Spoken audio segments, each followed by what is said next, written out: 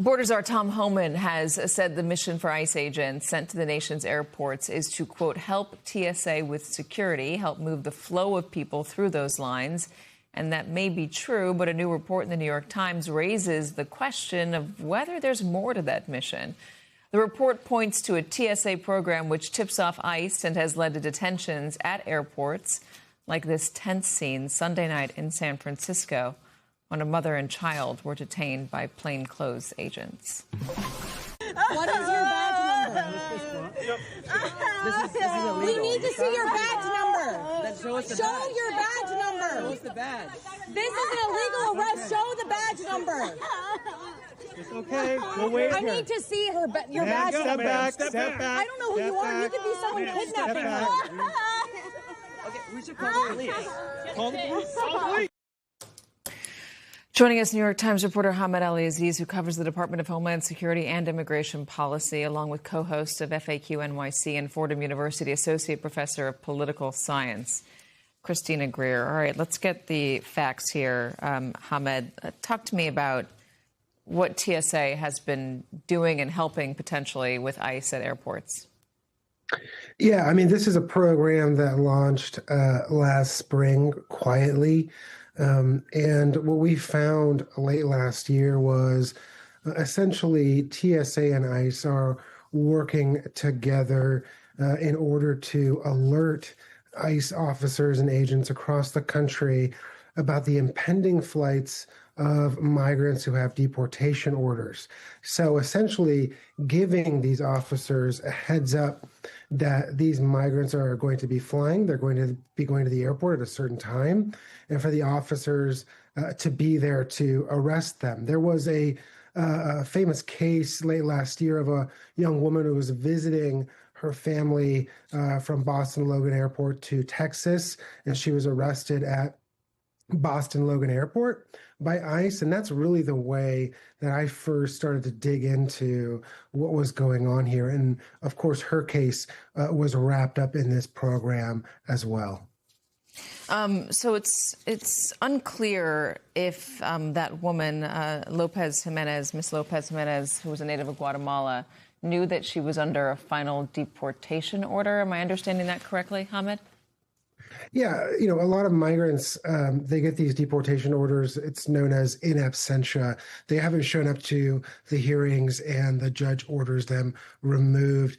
There are various levels to these orders. There are certain migrants who do not get notification according to activists and lawyers. And so they just simply don't know when to go to these hearings and they get the deportation orders.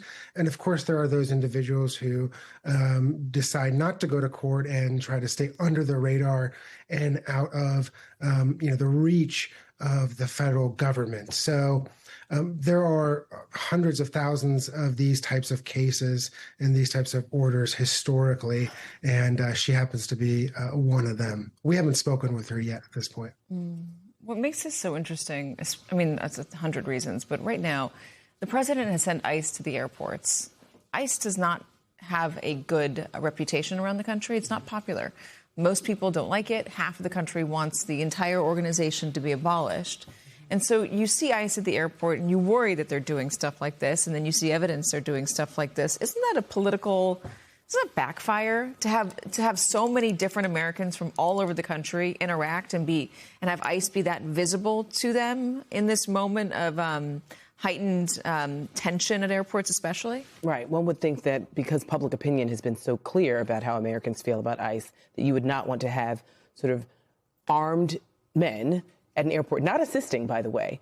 But I think what's even more frightening is that many people see this as a dry run for how this administration wants to run the elections in 2026, because they know that their policies aren't popular. And they know that because the natural sort of process of American democracy, the party in power, especially in unified government, loses seats. Steve Bannon has said that. Yes, exactly. And so the Republicans know that they're going to lose seats. They know that the idea of divided government, meaning the Democrats will take over one or both houses of Congress, is a real possibility, because that's also just how the natural order of democracy has worked in the past, say, 30 years.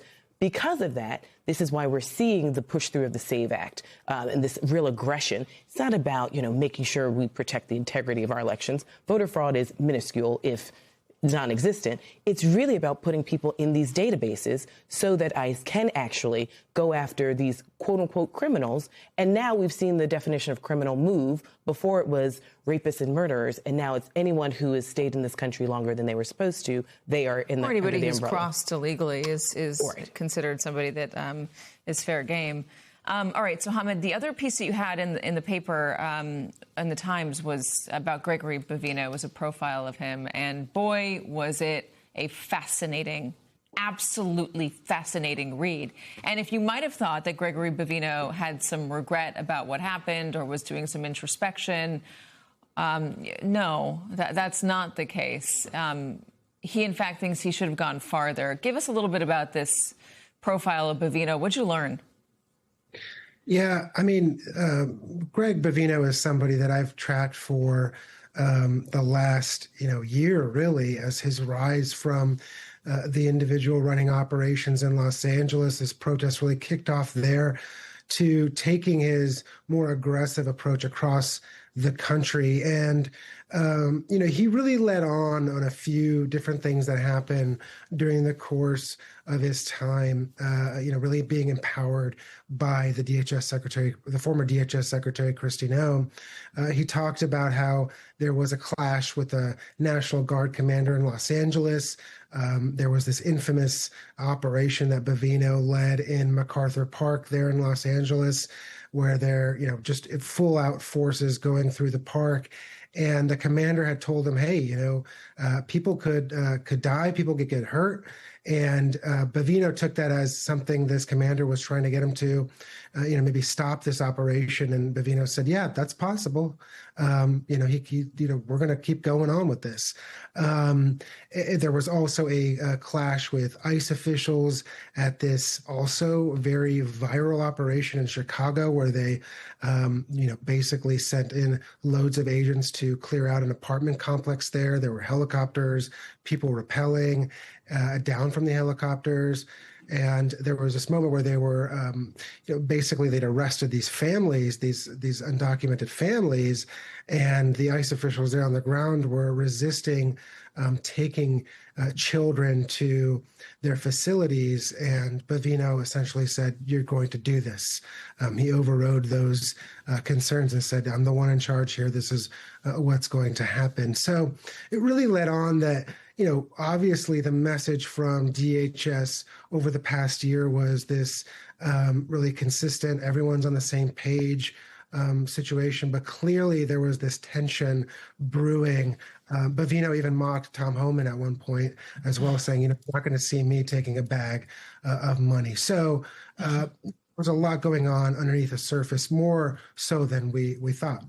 Yeah, and he really liked Kristi Noem. We said she was just the best person to lead DHS. And according to previously unreported legal documents, you guys show these, Bavino also admitted that he'd referred to undocumented people as scum, trash, and filth while giving a speech to his agents. It's a really wonderful, wonderfully detailed read about, put it this way, a really interesting man.